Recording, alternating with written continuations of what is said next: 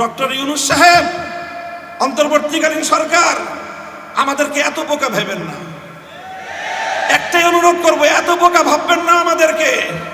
আমরা এক শয়তানের বিরুদ্ধে আন্দোলন করলে 16 ছোট শয়তান বদলায় বড় শয়তান বসাবেন। আপনারা শিক্ষা ব্যবস্থায় ধর্ম রিলেটেড বিষয়গুলোকে সাব্যস্ত করার জন্য আপনাদের তত্ত্বাবধায়ক সরকারে একজন ধর্ম উপদেষ্টা আমাদের আলেম সমাজের থেকে প্রতিনিধিত্ব করতেছেন, ডক্টর আফম খালিদ সাহেব। বাংলাদেশের ইসলামপন্থীরা সকলে তার ব্যাপারে একমত, কারো তার ব্যাপারে দ্বিমত নাই। এরকম একজন ইসলামপন্থীদের সর্বজন গ্রহণযোগ্য ব্যক্তি আপনাদের পরিষদে থাকার পরেও আপনারা শিক্ষা কমিশনের ধর্ম বিষয়ক স্কলার যখন নেবেন, আফম খালিদ সাহেবকে জিজ্ঞাসা করেছেন? আপনারা করেন নাই। সবকিছু আপনারা আপনাদের মন মতো করবেন। ইসলাম বিষয়েও আপনারা আলেম সমাজের মতামতের তোয়াক্কা করবেন না। আর এরপরে আমরা গলা ফাটায় চিৎকার করলে বলবেন যে হুজুররা এত চিৎকার করে কেন? এরপরে ছোট শয়তানের বিরুদ্ধে আমরা প্রতিবাদ করলে ওই ছোট শয়তান বদলায় বড় শয়তান বসাবেন।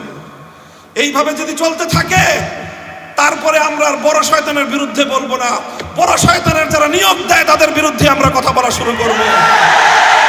মনে রাখবেন, আমরা যদি কথা বলা শুরু করি বাংলাদেশে আমাদেরকে মোকাবেলা করা এতটা সহজ হবে না।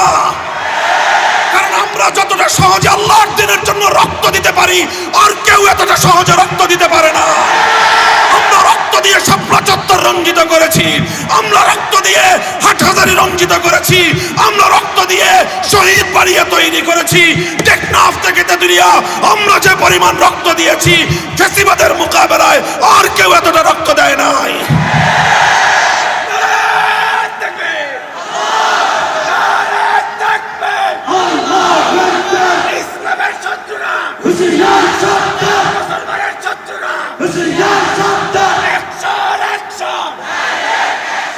ইসলাম কেন্দ্রিক সমস্যাগুলো সমাধানের জন্য যদি রক্ত দেওয়াই হয় একমাত্র পথ, মনে রাখবেন আমাদের কাছে এত রক্ত আছে, রক্ত নিয়ে আপনাদের পিপাসা নিবারণ হবে না। আমরা বহু রক্ত দিতে পারবো, আপনারা সে রক্ত পান করে শেষ করতে পারবেন না। আমার নবীর ইজ্জত, ইসলামের গৌরব, ইসলামের মর্যাদা আমাদের কাছে এতটাই মূল্যবান, আমি এবং আমার সন্তানরা সহ আমরা রক্ত দিতে প্রস্তুত, ইসলামের প্রশ্নে আপোষ করতে প্রস্তুত না।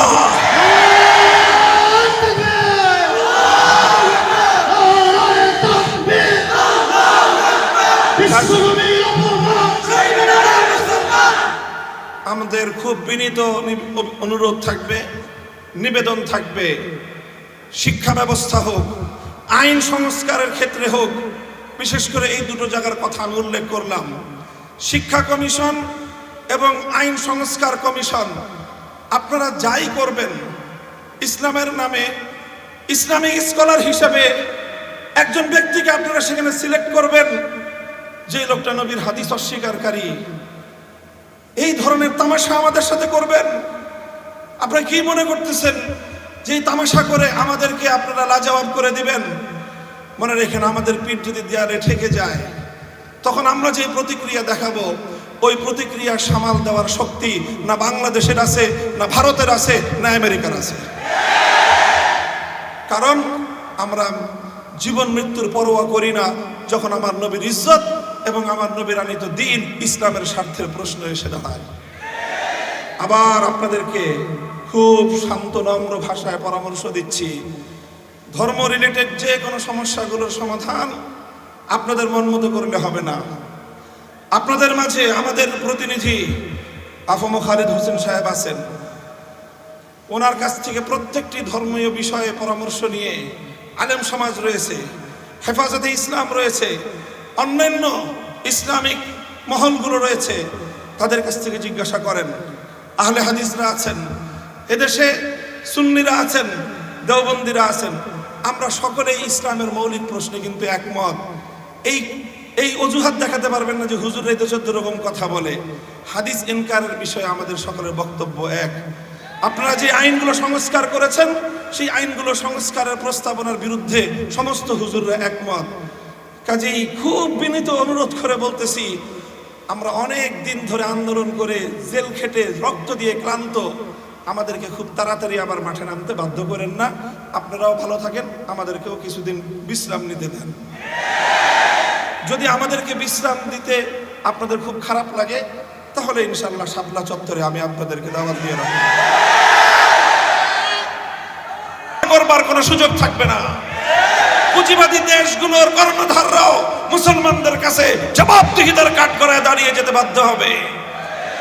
এজন্যই তারা রাসূল সাল্লাল্লাহু আলাইহি ওয়াসাল্লামের সিরাতকে মুসলিম সমাজ থেকেও বিদায় করে দেওয়ার সব ধরনের আয়োজন করছে। এই পরিপ্রেক্ষিতে আমাদের ঐতিহাসিক দায়িত্ব এবং কর্তব্য এসে দাঁড়ায় যে আমরাও তারা যেটা চাচ্ছে তাদের প্রতি কোনো ধরনের ভয় ভীতি আমাদের অন্তরের মধ্যে রাখা চলবে না।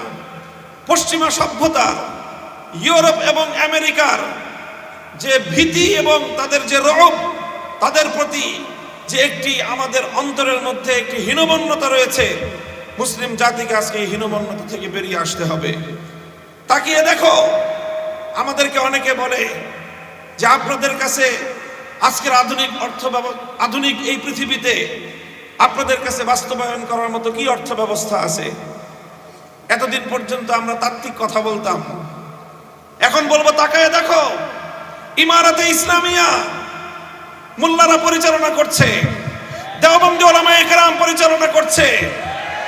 সেখানকার এই মাদ্রাসার হুজুর এবং শিক্ষকরাই ইমারতে ইসলামিয়ার টপ টু বটম গোটা প্রশাসন সবকিছু তারা পরিচালনা করছে। তোমাদের মতো এত ডক্টর সেখানে নাই।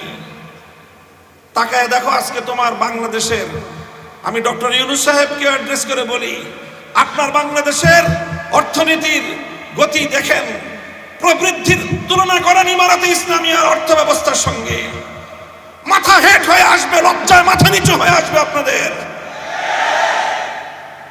আজ ইমারতে ইসলামিয়া সারা পৃথিবীতে অর্থনৈতিক প্রবৃদ্ধির রোল মডেল হিসেবে সারা দুনিয়ার সামনে আদর্শ স্থাপন করেছে, এবং এটা হয়েছে শুধুমাত্র মুহাম্মদ আরবি সাল্লাল্লাহু আলাইহি ওয়াসাল্লাম প্রণীত অর্থনীতির নীতিগুলো অনুসরণ করার বদৌলতে।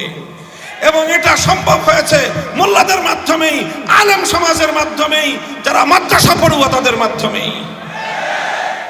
হীনমন্যতার কোনো কারণ নাই। সেই দিন আসছে, সেই দিন আসছে, এই যে ভারত আমার নবীকে নিয়ে দুদিন পর পর ইজ্জত নিয়ে নবীর উপরে কটাক্ষ করে তারা যেই আগুন নিয়ে খেলছে, যে আগুন নিয়ে খেলছে, এই নূপুর শর্মার এই অপকর্ম শেষ হবার আগেই রামজি মহারাজ এবং নীতিশ নারায়ণ রানে তারা এভাবে একের পর এক আল্লাহর নবীকে কটাক্ষ করে আসলে মূলত তারা ভারতবর্ষ জুড়ে যুদ্ধের দামামা বাজাতে চায়। ওরা আমাদেরকে উস্কানি দিচ্ছে, যদি মুসলমান তোমরা তোমাদের নবীকে ভালোবেসে থাকো তাহলে আসো, তোমাদের সঙ্গে আমরা যুদ্ধ করব, তোমাদের সঙ্গে আমরা লড়াই করব। আলহামদুলিল্লাহ, আমাদের স্বাধীন ভারতের বাইরে, ইন্ডিয়ার বাইরের অন্য স্বাধীন মুসলিম দেশগুলোর কথা তো পরে, খোদ ভারতে মুম্বাই অভিমুখে লাখো নবী প্রেমিক জনতার লং মার্চ আজকে গোটা ভারতকে থরথর করে কাঁপিয়ে দিয়েছে। আমরা ভারতের মুসলমানদেরকে অভয় দিতে চাই, তাদেরকে সহমর্মিতা জানিয়ে বলতে চাই, যদি নরেন্দ্র মোদীরা হিন্দুত্ববাদ প্রতিষ্ঠার জন্য আমার নবীকে বারবার আঘাত করতে চায়, আমরা এই উপমহাদেশের প্রায় 100 কোটি মুসলমান ভারতকে খান করার জন্য যা করতে হয় তাই করব আমরা।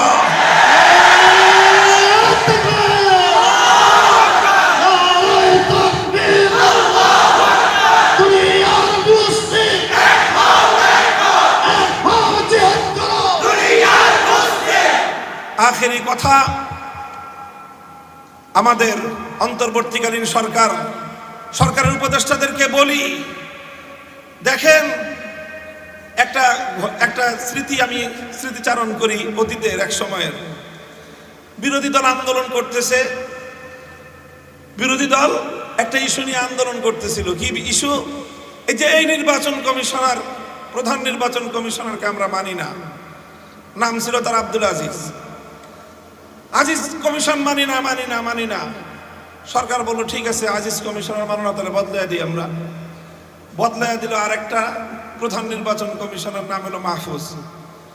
ও আসলো যখন বিরোধী দল দেখলো এটা তো আরো বড় তাদের জন্য সমস্যা। যখন সরকারে থাকে তখন বিরোধী দলকে বিরোধী মতের সংগ্রাম এবং আন্দোলনগুলোকে দমন করার জন্য এই ধরনের অপকৌশল অনেকেই আশ্রয় নেয়। যে প্রথম দেয় ছোট শয়তান, ছোট শয়তানের বিরুদ্ধে প্রতিবাদ করলে কয় ঠিক আছে বদলায় দিলাম, বদলায় বসায় বড় শয়তানকে।